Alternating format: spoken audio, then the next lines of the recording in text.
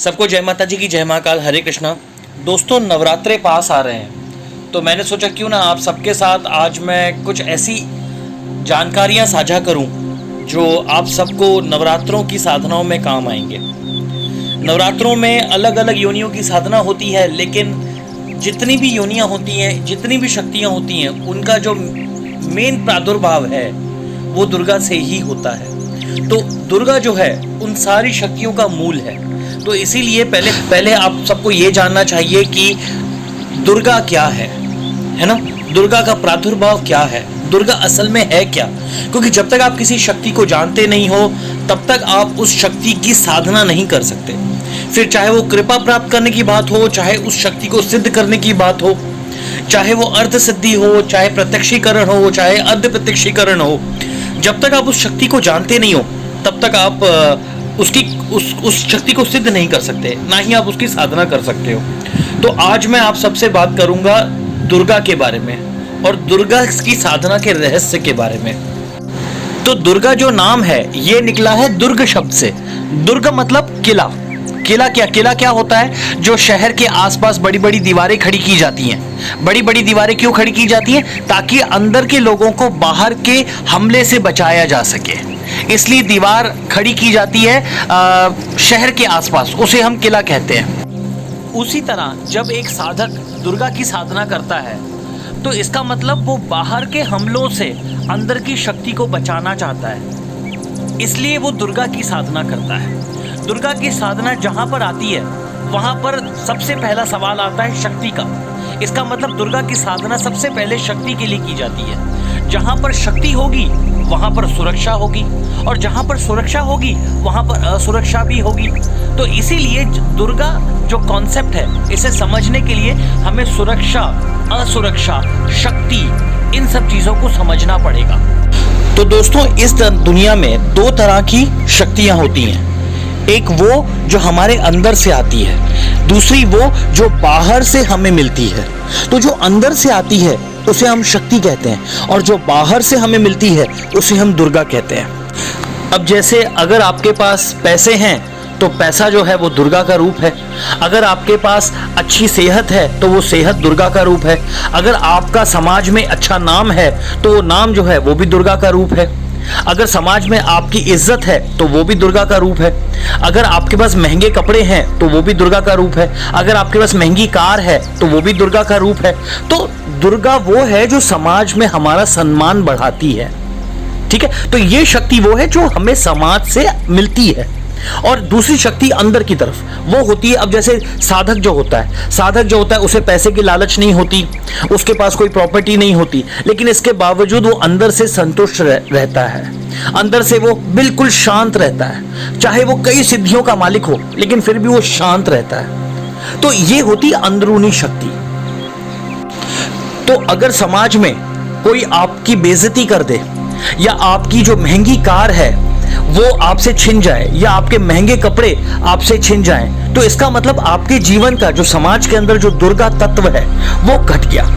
ठीक है, उसी तरह अगर एक साधु है, संत है, सन्यासी है, जो सिद्धियों का मालिक है, अचानक उसका दिमाग वैराग से दुनियादारी की ओर चला जाता है और उसके मन में ये भौतिक सुख की लालच आ जाती है, तो समझो उसके अंदरूनी शक्ति कम हो रही है। आई होप आप सबको ये दोनों के बीच में जो फर्क है ये समझ गया होगा, क्योंकि जब तक आप ये समझोगे नहीं, इन दो चीजों के बीच में जो फर्क है ये नहीं समझोगे, तब तक आप दुर्गा को जान ही नहीं पाओगे। और दुर्गा को अगर आप नहीं जानते तो दुर्गा से जुड़ी हुई कोई भी शक्ति की आप साधना नहीं कर पाओगे। फिर चाहे वो मातृकाएं हो, चाहे वो नव दुर्गा हो, चाहे 10 महाविद्या हो, चाहे 64 योगिनी हो, कोई भी साधना, चाहे यक्षिणी हो, चाहे कुछ भी हो, ये सब दुर्गा के छोटे छोटे रूप हैं। जब तक आप दुर्गा को नहीं जानते तब तक आप इन सिद्धियों के पीछे लगे रहोगे जीवन भर, कोई फायदा नहीं होगा। तो पहले आप अपने मन के कॉन्सेप्ट को क्लियर करो। पहले जो नींव है ना, इमारत की नींव, पहले इसे मजबूत करो। जानने की कोशिश करो दुर्गा क्या है और समाज में ये क्यों इंपॉर्टेंट है। आमतौर पर आपने देखा होगा दुर्गा जो है वो राजाओं की देवी मानी जाती है। भारत में जितने भी पुराने जमाने के राजवंश हैं उन ज़्यादातर उन सबकी देवियाँ दुर्गा ही थी। इनके रूप अलग अलग होते थे, लेकिन मेन रूप दुर्गा का ही होता था। जैसे हमारे जो महाराष्ट्र में भोसले परिवार थे वो भवानी के पूजक थे। उसके बाद जब पेशवा का परिवार आया तो पेशवा का परिवार लक्ष्मी, महालक्ष्मी का पूजक बन गया। तो इसी तरह जब पेशवा के परिवार में जब स्प्लिट हुआ, दोनों के परिवार में जब बंटवारा हुआ, तो एक परिवार चला गया सतारा की तरफ, दूसरा चला गया कोल्हापुर की तरफ। तो जो कोल्हापुर की तरफ जो परिवार गया, उन्होंने कहा हम अपने किले बाद में बनाएंगे, पहले यहाँ पर महालक्ष्मी का मंदिर बनाएंगे, क्योंकि जब तक माँ नहीं है, जब तक देवी नहीं है, तब तक हम यहाँ पर राज नहीं कर सकते। तो राजा जो है हम बाद में कहलाएंगे, पहले हम महालक्ष्मी की मंदिर बनाएंगे यहाँ पर। तो पेशवाओं के ज़माने के बने हुए महालक्ष्मी के मंदिर आज कितने मशहूर है महाराष्ट्र में, आप सब अच्छी तरह से जानते हो। अच्छा, उसके बाद अगर आप साउथ के वडियार राजवंश की बात करो तो उनकी जो दशहरे की रात की जो पूजा होती है, माता की जो पूजा होती है, ये तो वर्ल्ड फेमस है। ठीक है, तो जो दुर्गा जो है ये हमेशा राज से जुड़ी हुई है। तो राजा का क्या कर्तव्य है?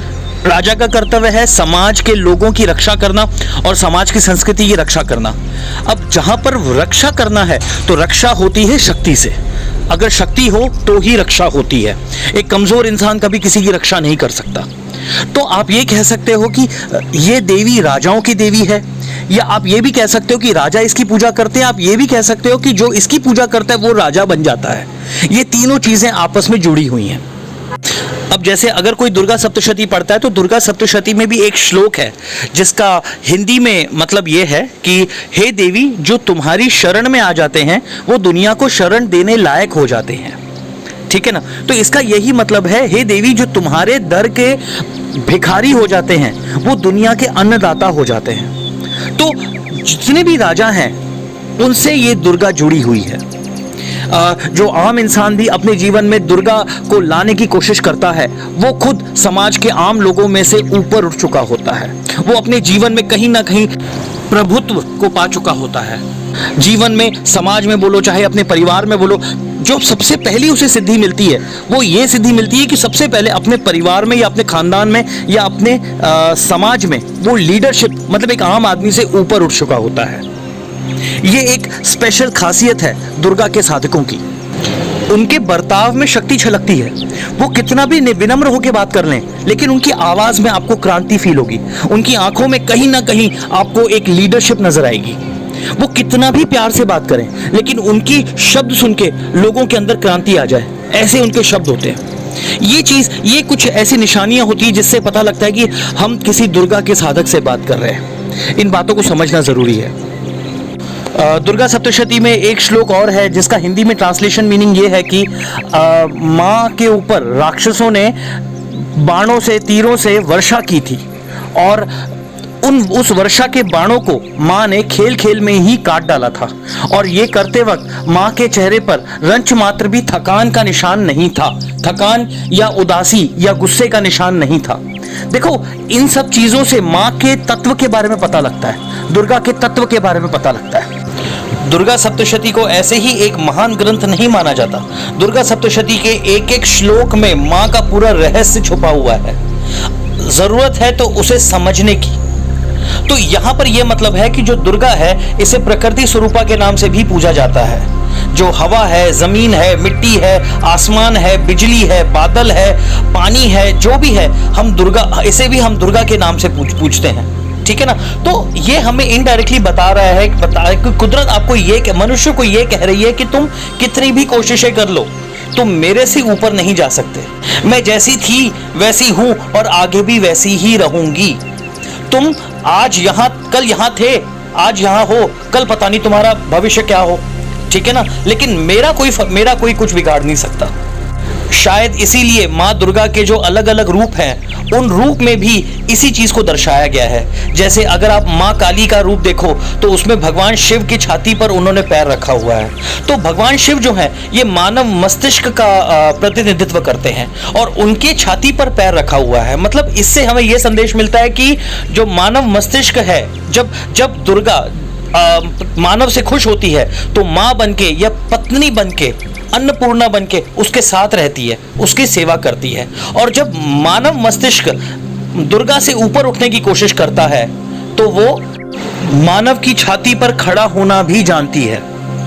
अगर आप 10 महाविद्याओं में से माँ छिन्नमस्ता का रूप देखो तो उसमें भी आपको यही नजर आएगा कि माँ का जो रूप है, माँ जो है एक समागम करते हुए आदमी औरत के ऊपर बैठी हुई हैं। लेकिन उसमें एक अलग चीज ये है कि उसमें औरत ऊपर की तरफ दिखाई है जबकि आदमी नीचे की तरफ दिखाया है। जो भारत में जो समाज है ये असल में पुरुष प्रधान है, लेकिन ये हजारों साल पुरानी फोटोओं में औरत को ऊपर बताया गया है। तो इन संकेतों से समाज का जो असली मैसेज है उसे हमें समझना चाहिए।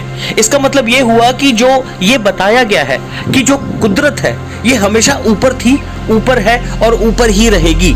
मानव मस्तिष्क कितना भी समझदारी कर ले लेकिन ये कुदरत के ऊपर नहीं जा सकता। तो ये चीजें ऐसी हैं जिन्हें हमें संकेतों से समझना पड़ेगा। ये रहस्य ऐसे हैं जिन्हें हमें संकेतों से समझना पड़ेगा। ये जो महामारी फैली है, देखा जाए तो ये भी एक संदेश है, प्रकृति का संदेश है कि तुम लोगों को, मानवता को सही रास्ते पे लाने के लिए मैंने अलग अलग रूप लिए। कभी मैं सरस्वती बनके कई तत्वदर्शियों के मुंह से तुम लोगों को मैंने समझाने की कोशिश की। बड़े बड़े संत आए जैसे आदि शंकराचार्य और भी रामानुजाचार्य, वल्लभाचार्य, ऐसे बड़े बड़े संतों के मुंह से मैं सरस्वती बन के बाहर निकली ताकि तुम लोगों के जीवन को बदल सकूं। और दुर्गा सप्तशती में भी लिखा है कि जब अकाल पड़ जाएगा तो माँ शाकंभरी के रूप में दुनिया में आएंगी और अपनी शाख से लोगों को खाना मिलेगा और इससे लोगों को खाने की आपूर्ति होगी। जब तक बारिश ना हो तब तक माँ शाकंभरी के रूप में पूजी जाएंगी। तो माँ अलग अलग रूपों में आई, लेकिन जब इन सारे रूपों से कोई भी फर्क नहीं पड़ा तो माँ आज भैरवी के रूप में आई है सजा देने के लिए। भैरवी रूप में ना ज्ञान है ना ममता है, इसमें सिर्फ सजा है। और ये तब होता है जब अति हो जाती है। आज देखा जाए तो समाज में एक संदेश है। क्या संदेश है? कि आप अपने घर से बाहर मत निकलो। घर से बाहर निकलोगे तो मैं बाहर खड़ी हूं, मैं तो अपनी खड़ग लेकर बाहर खड़ी हूं। बाहर निकलोगे मैं तुम सबकी बलि ले लूंगी, जो बाहर निकलेगा मैं उसकी बलि ले लूंगी।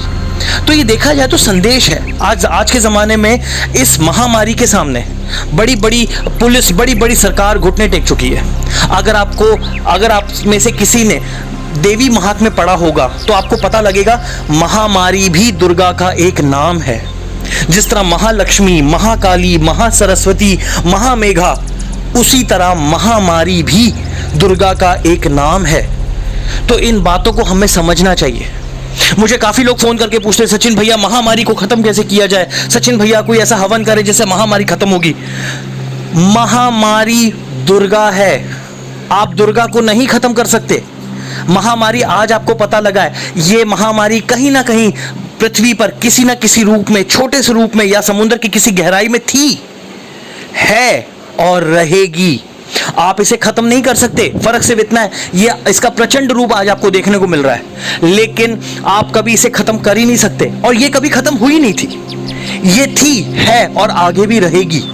दुर्गा सप्तशती में एक श्लोक और है जिसका हिंदी में मतलब यह है कि हे देवी, प्रसन्न होने पर आप कई लोगों का भला कर देती हैं, कई लोगों का कल्याण कर देती हैं, लेकिन उसी तरह गुस्से में आ जाने पर आप कई वंशों को एक क्षण में खत्म कर देती हैं। बिल्कुल उसी तरह जिस तरह एक सूखे घास के जंगल को अग्नि खत्म कर देती है।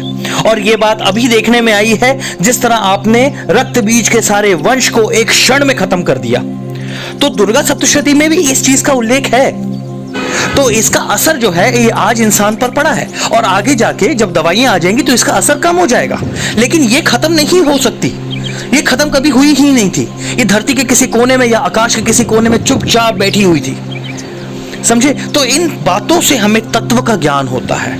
आई होप आप सबको ये सब ज्ञान अच्छा लगा होगा। मैं आशा करता हूं कि इस तत्व ज्ञान से आप सबका दुर्गा को देखने का दृष्टिकोण बदलेगा और आप सबको साधनाओं में इस ज्ञान से मदद मिलेगी। मैं दुर्गा जी से जुड़ा हुआ और भी ज्ञान आप सबके सामने लाता रहूंगा। तब तक के लिए जय माता जी की, जय महाकाल, हरे कृष्णा।